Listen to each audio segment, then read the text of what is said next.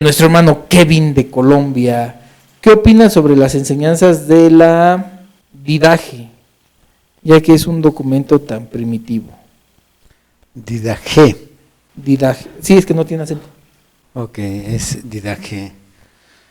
Pues yo creo que al igual que todos los documentos que, aunque entren en categoría de apócrifos o pseudoepígrafos, nos ofrecen información que nos enriquece el conocimiento de cómo caminó en el primero y en el segundo siglo la iglesia primitiva. Perdón, o sea, nos está hablando de un documento antiguo como el Evangelio de, no sé, de Tomás. Ajá. Sí, la Didache es un documento que se conoce como la Carta de los 12 Apóstoles.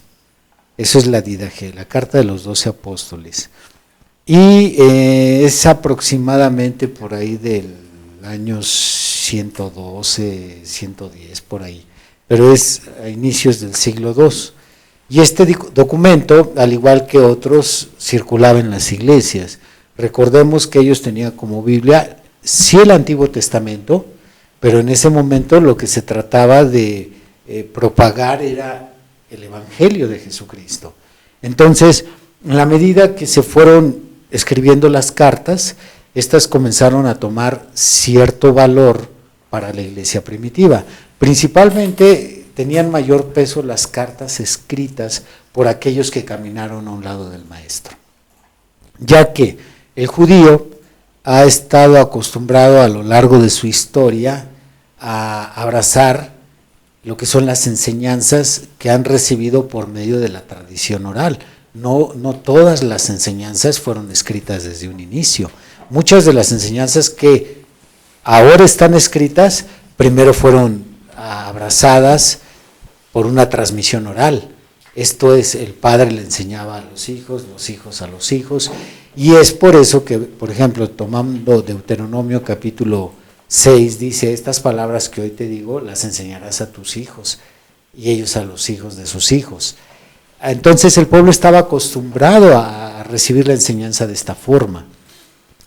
Cuando se empiezan a escribir cartas, las de mayor peso eran las de los apóstoles. Y cuando aparece la Didache, supuestamente esta era una carta escrita por los 12.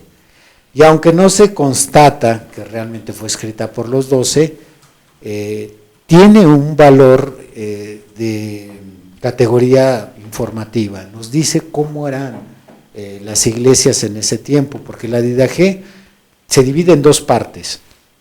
Creo que son 12 capítulos. La primera parte habla sobre la disciplina y cómo conducirse en la iglesia. La segunda parte tiene que ver más un poco con asuntos doctrinales. Se repiten algunas frases del Señor Jesucristo y demás. Entonces, al igual que otros libros, la Didache fue considerada para ver si era canónico o no era canónico, pero no entró en la categoría de los libros canónicos. Pero el valor que nos ofrece hoy en la actualidad es para conocer cómo la iglesia se condujo en aquel tiempo. De hecho, hay un pasaje revelador que a mí me llama mucho la atención, y es que ahí se menciona el bautismo en el nombre del Padre, del Hijo y del Espíritu Santo. ¿Qué me dice a mí esto como unicitario? Que la doctrina de la Trinidad ya desde inicios del siglo II ya comenzó a tomar una categoría sagrada en aquella época. Entonces quiere decir que al iniciar el siglo II ya alguien había empezado a bautizar no solo en el nombre del Señor Jesús, sino de forma trinitaria.